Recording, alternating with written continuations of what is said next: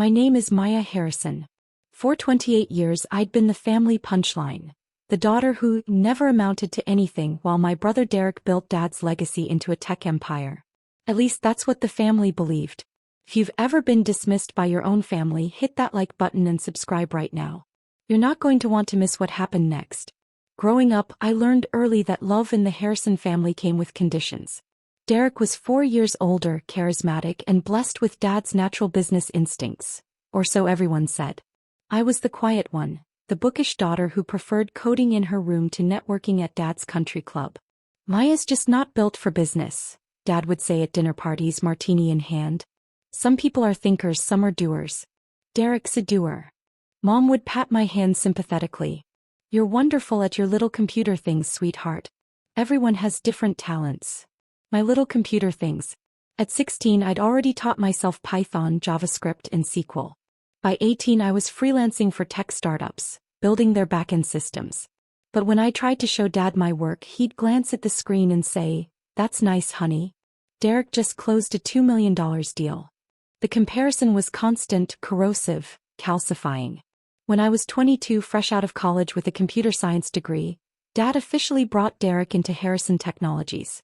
The company manufactured industrial IoT sensors, the invisible tech that powered smart factories and supply chains. Dad had founded it 30 years ago, built it from nothing. "This will be Derek's one day," Dad announced at the celebration dinner. The family legacy. "What about Maya?" my grandmother asked quietly. She was the only one who ever questioned the golden child narrative.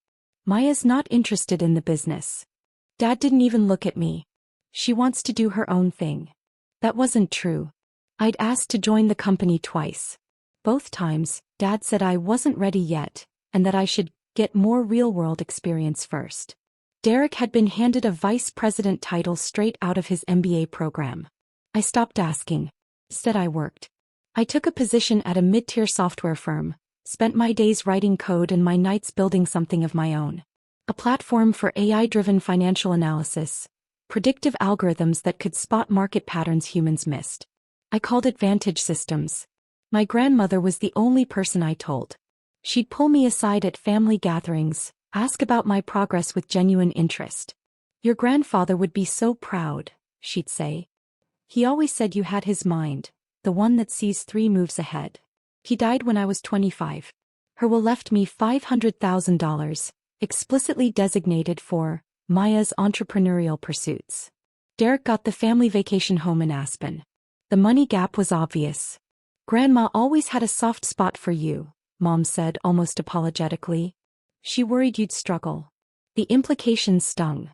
Charity for the daughter who couldn't make it on her own.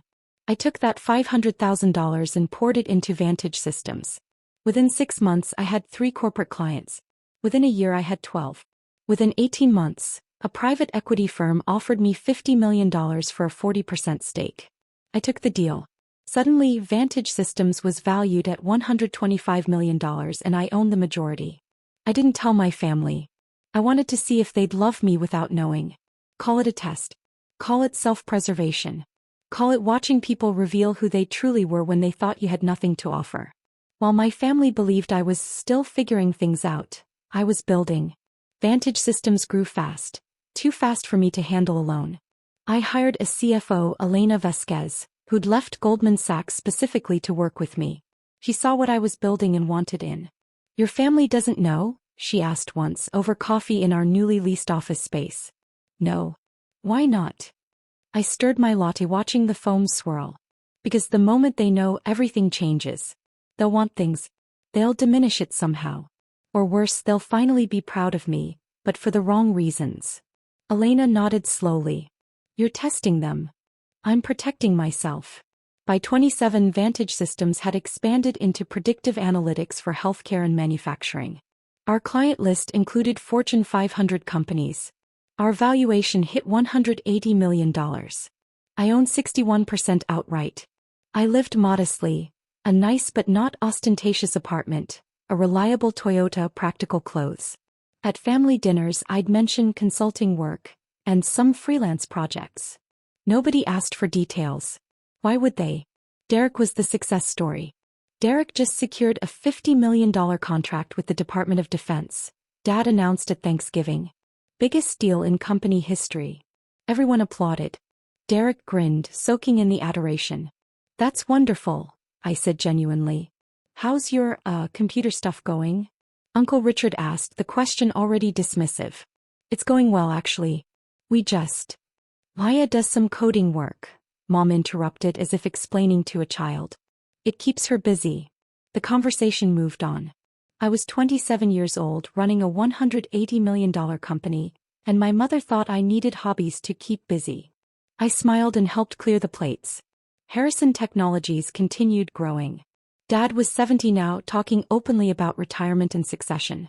Derek at 32 was officially named CEO. Dad kept chairman of the board. This company is Derek's legacy now, Dad said at the announcement party. I'm confident he'll take it to $500 million and beyond. I raised my champagne glass with everyone else. What nobody knew, what I'd discovered through Vantage Systems financial networks, was that Derek was hemorrhaging money. Not the company's money. His personal gambling debts, bad cryptocurrency investments, a lifestyle that burned through his $800,000 salary like kindling. And then, 6 months ago he started taking from the company. My algorithms noticed it first. Vantage Systems tracked financial patterns across industries, and I'd set up alerts for unusual activity in manufacturing sector companies. Harrison Technologies' numbers started showing irregularities. Small transfers to shell companies, vendor payments that didn't match normal patterns, expense reports with duplicate charges. I hired a private investigator. Not to hurt my family. To know the truth. The PI, Marcus Chin, delivered his report 3 months ago. Derek had embezzled $4.2 million over 18 months. He'd created fake vendor accounts, approved inflated contracts with kickbacks and siphoned money into offshore accounts. Dad's signature was on some documents, but Marcus believed Dad didn't know. Derek had been forging them. What are you going to do? Marcus asked. Nothing yet, I said. I'm gathering evidence. When I move it needs to be airtight. I watched. I documented. I waited. 3 weeks ago, Dad called a special board meeting. Family only, he said. Important company business. I wasn't invited. Obviously. But then 2 days before the meeting, Derek called me. His voice had that fake warmth he used when he wanted something. Maya. Hey, listen. Dad's having this board meeting about expanding into AI and predictive tech. You know, your area. Thought you might want to sit in, offer some insights. My area. After years of dismissal, suddenly my expertise mattered. What kind of expansion? Integrating AI into our sensor systems. Big opportunity. We're looking at strategic investments, partnerships, that kind of thing. I understood immediately. They wanted to pick my brain for free, get strategy consulting without paying for it. Or worse, they wanted to feel magnanimous. Look, we're including Maya. I could come, I said carefully. Actually, I've been following Harrison Tech's trajectory. I'd be interested in investing. Silence on the line. Then, investing. I've saved some money. Maybe $10,000 or so. If the company's expanding into my field, I'd like to be part of it. More silence. Then Derek laughed. Not kindly. $10,000? Maya, we're talking about $50 million in capital investments. But sure, come to the meeting. Your insights might be useful. The condescension dripped through the phone. Drop a comment and let me know where you're watching from tonight. The Harrison Technologies boardroom was all glass and steel, overlooking downtown Seattle. Floor-to-ceiling windows, original art on the walls, that specific smell of money and mahogany. I arrived early, wearing a simple navy dress and carrying my leather portfolio. The one that held documents they didn't know existed. Dad, Derek, Mom, Uncle Richard, company treasurer, and Aunt Caroline on the board, were already there. Plus Harrison Tech's corporate attorney, James Sterling, who looked uncomfortable. Paya. Mom kissed my cheek. I'm so glad Derek invited you. It's wonderful to have the whole family involved. I smiled and took a seat at the far end of the table. Derek stood at the head, a presentation already loaded on the screen. All right, let's get started. As you all know, we're positioned to dominate the AI-integrated sensor market. I've identified 3 strategic moves. He clicked through slides. partnerships with AI firms, acquisitions of smaller tech companies, an IPO timeline for next year that would value Harrison Technologies at $500 million. It was actually a solid strategy. Derek wasn't stupid, just corrupt and arrogant. Now the capital requirement, Derek continued. We need $50 million. I've secured $40 million from venture capital. We need $10 million more for optimal positioning. Dad nodded approvingly. The family should contribute. Show confidence in our own company. Exactly, Derek said. I'm putting in $2 million. Dad, Uncle Richard, we'd like you each to invest $3 million. Aunt Caroline, $1 million. Numbers that made my $10,000 offer laughable. That was the point. Actually, I said quietly, I'd like to increase my investment offer. Everyone turned to look at me. Derek's smile was patronizing. Maya, that's sweet, but we're talking serious capital here. This isn't. $15 million, I said. I can have it wired by Friday. The room went silent. Dad actually laughed. Maya, honey, where would you get $15 million? My business has done well. You're consulting? Mom looked confused. Sweetheart, that's impossible. You'd have to. Keep your pathetic savings, Derek cut in, voice sharp now. The facade dropped. This is a $200 million company, not a lemonade stand. We don't need desperation money from someone pretending to play entrepreneur. The words hit exactly as intended. Dad didn't defend me. Uncle Richard looked away. Mom's sympathetic smile said, Derek's right, honey, don't embarrass yourself. I opened my portfolio quietly. Inside were documents. So many documents. I'm not pretending, I said softly. Why, James Sterling, the attorney, spoke up. His voice was gentle but firm. Perhaps we should discuss your financial situation privately. This board meeting isn't. A knock at the conference room door. Everyone turned. Derek's assistant opened it, looking pale. Mr. Harrison? There are people here from the SEC and the FBI. They say it's urgent. 3 people entered. A woman in her 50s wearing a gray suit, an FBI badge on her hip. 2 men in darker suits, SEC credentials already out. Sorry to interrupt, the woman said. Not sorry at all. I'm Special Agent Victoria Reeves, FBI Financial Crimes Division. These are investigators Martin and Okonkwo from the Securities and Exchange Commission. We're executing a warrant related to Harrison Technologies' financial activities. Dad stood up, face reddening. What is this about? We've done nothing. Sir, please remain seated. Agent Reeves' voice was pure authority. We're here regarding a fraud complaint filed by your majority shareholder. It alleges systematic embezzlement, securities fraud, and wire fraud totaling $4.2 million. Derek's face went white. Majority shareholder? Dad owns 60% of the company. No, Investigator Martin said, opening his briefcase. According to our records, your father owns 23%. You own 15%.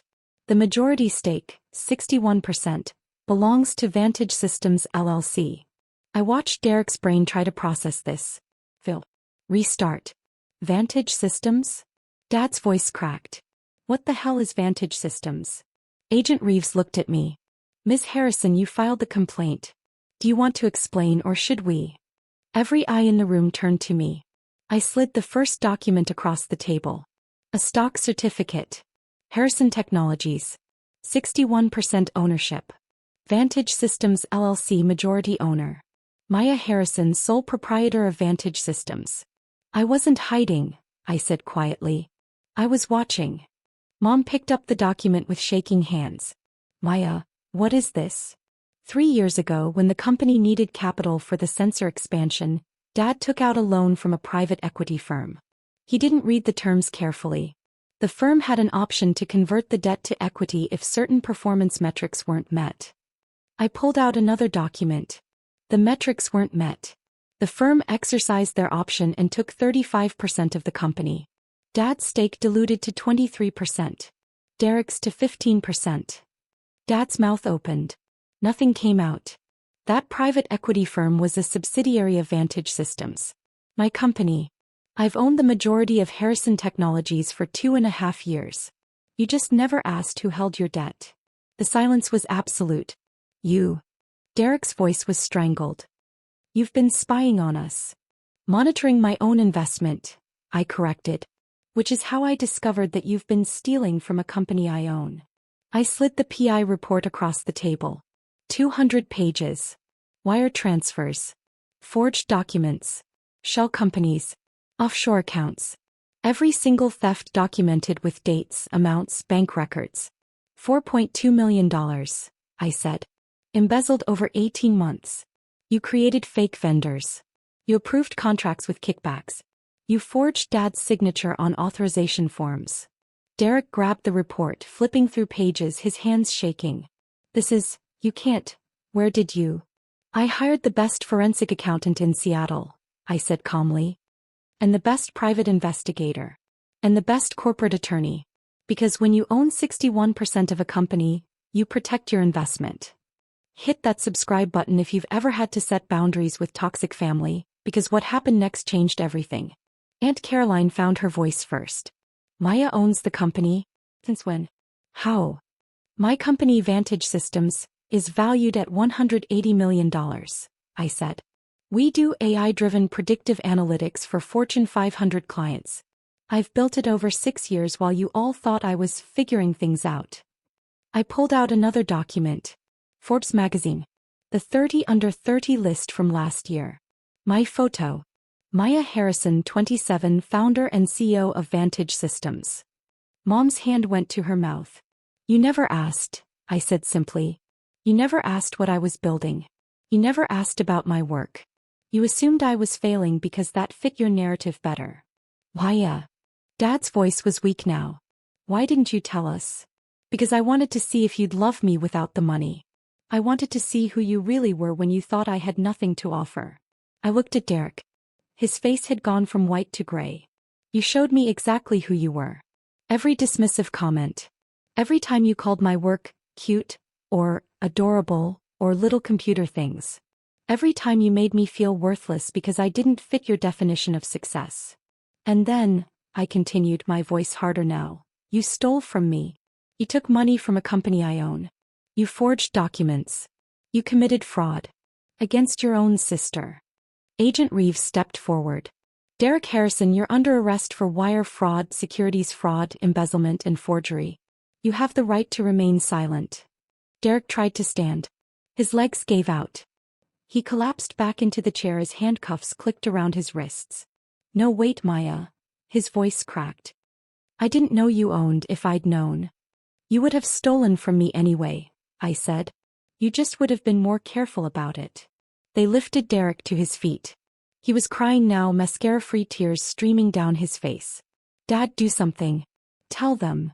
But Dad was staring at the documents spread across the table. Stock certificates.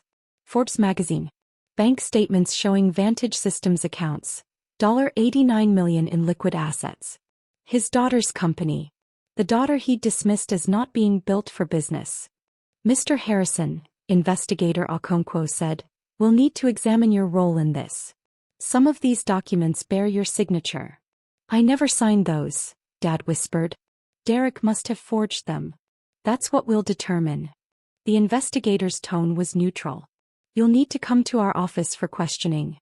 Uncle Richard stood abruptly. I had no knowledge of any fraud. I'm the treasurer, but Derek handled day-to-day finances. I can provide my records. We'll be speaking with all board members, Agent Reeves said. They led Derek toward the door. He looked back at me one last time. Maya, please. I'm your brother. You were my brother when you stole from me. You were my brother when you called my savings pathetic. You were my brother every time you made me feel worthless. I kept my voice steady. You taught me exactly how much I was worth to you. I just raised my price. The door closed behind them. The room erupted. Maya, you have to stop this. Mom grabbed my arm. They're taking Derek to jail. This will destroy him. He destroyed himself. I pulled my arm back gently. I'm not sending him to prison. His crimes are. But he's family. Family doesn't steal from family, Mom. Family doesn't forge documents.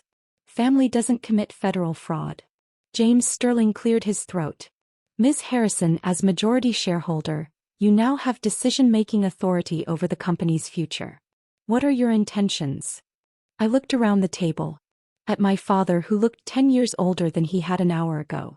At my mother, mascara streaking her perfectly applied makeup. At Uncle Richard and Aunt Caroline, both calculating their own exposure. First, full cooperation with federal investigators. Complete transparency. We're opening every book, every account, every document. Harrison Technologies will be the model of compliance. James nodded, taking notes. Second, Dad steps down as chairman. Uncle Richard as well. We're appointing an independent board with no family members except me. Aya, you can't, Dad started. I can. And I am. You allowed this to happen on your watch. Maybe you didn't know what Derek was doing, but you should have. You were so busy celebrating your golden child that you never looked at the actual numbers. Third, the company name changes. I'm not destroying Harrison Technologies. The employees, the clients, they've done nothing wrong. But we're rebranding. New name, new leadership, new direction. And fourth, I stood up, gathering my documents. I'm moving Vantage Systems headquarters to Seattle.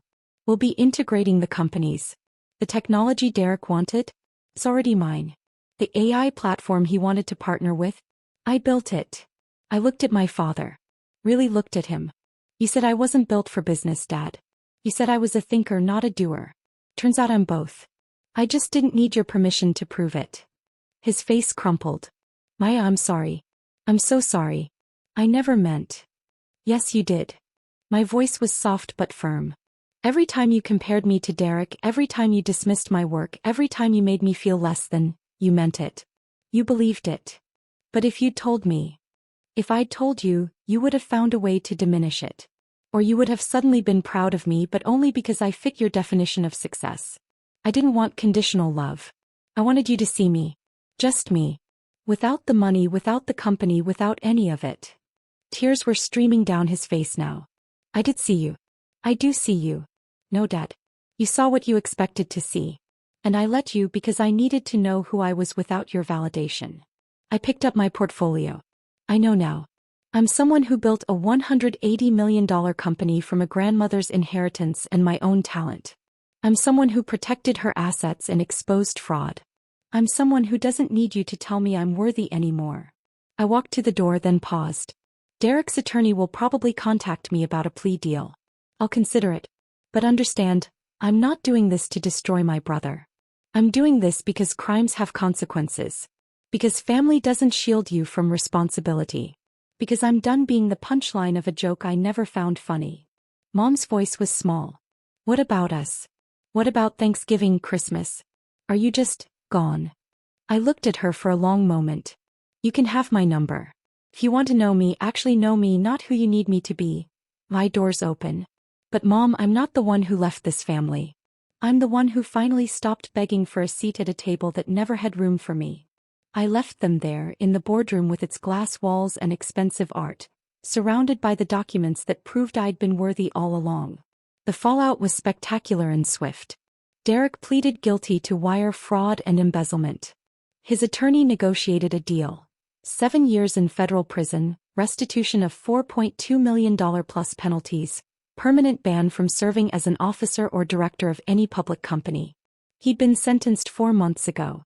Dad avoided criminal charges. Investigators confirmed Derek had forged his signatures. But the humiliation broke something in him. He retired completely, sold his house, moved to a small condo in Arizona. We talk once a month. Carefully. Awkwardly. Like strangers learning each other's language. Mom tried to maintain normalcy for the first few months, hosting family dinners that I didn't attend. Eventually she stopped trying. We meet for lunch once every few months. She asks about my work now, takes notes on her phone, tries to understand. It's progress. Slow, painful progress. Uncle Richard resigned from the company and moved to Florida. Aunt Caroline sends Christmas cards. Harrison Technologies rebranded as Vantage Industrial Systems. We integrated my AI platform with the sensor technology, and the company's now valued at $420 million. We're on track for a $900 million IPO next year. I'm the CEO. I hired Elena Vasquez as CEO. The employees, the ones who had nothing to do with Derek's fraud, thrived. Morale went up. Innovation accelerated. Turns out when you remove toxic leadership, good people flourish. I moved into a nicer apartment. Bought a Tesla. Started dating a software engineer who knew me for 2 months before learning about my company. We're taking it slow. I'm learning that not everyone sees success as something to exploit. Last week I had dinner with James Sterling, the company attorney. He'd become a friend through all this. One of the few people who understood what it cost to burn down your family's illusions. Any regrets? He asked. I thought about it. Really thought about it. No, I said finally. I regret that it had to happen this way. I regret that my family chose to see me as less than. I regret that Derek made choices that destroyed his life. But do I regret exposing the fraud? Protecting my company? Setting boundaries? No. You could have handled it quietly. Avoided the arrests, the publicity. And taught Derek that family loyalty means tolerating crimes? That I'd sacrifice justice for comfort? That would have destroyed me. James nodded. You know, your grandmother would be proud. That made me smile. Grandma who left me the inheritance that started everything. Grandma who saw 3 moves ahead. She knew, I said suddenly. She knew they'd never see me clearly. That's why she left me the money specifically for entrepreneurial pursuits. She was giving me an escape route. She was giving you the tools to build your own empire, James corrected. What you did with them, that was all you. If you've ever had to walk away to save yourself, tell me your story in the comments. What would you have done? Does any of this feel familiar? I still go to some family events. Carefully. With boundaries. My cousin's wedding last month. I went, stayed 2 hours, left before the drama started. I'm building new relationships with extended family who weren't part of the toxicity. Some bridges can be rebuilt. Others should stay burned. Derek writes me from prison sometimes. Letters full of apologies, explanations, justifications. I read them. I don't respond. Maybe someday. Maybe when he understands that sorry isn't magic, can't undo choices, can't erase consequences. My office overlooks Seattle's waterfront. Floor-to-ceiling windows, original art on the walls. The view that was supposed to be Derek's. The legacy that was supposed to be his. But here's what I learned. Legacies aren't inherited. They're built. By people who refuse to accept other people's limitations. By people who work quietly while others celebrate loudly. By people who understand that sometimes the greatest power move is walking away from a table that doesn't deserve you and building your own. I'm Maya Harrison. I own an $180 million AI company.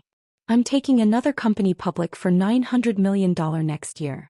I was dismissed, underestimated, and treated like the family failure. I just raised my price. And you know what? I'm worth every penny.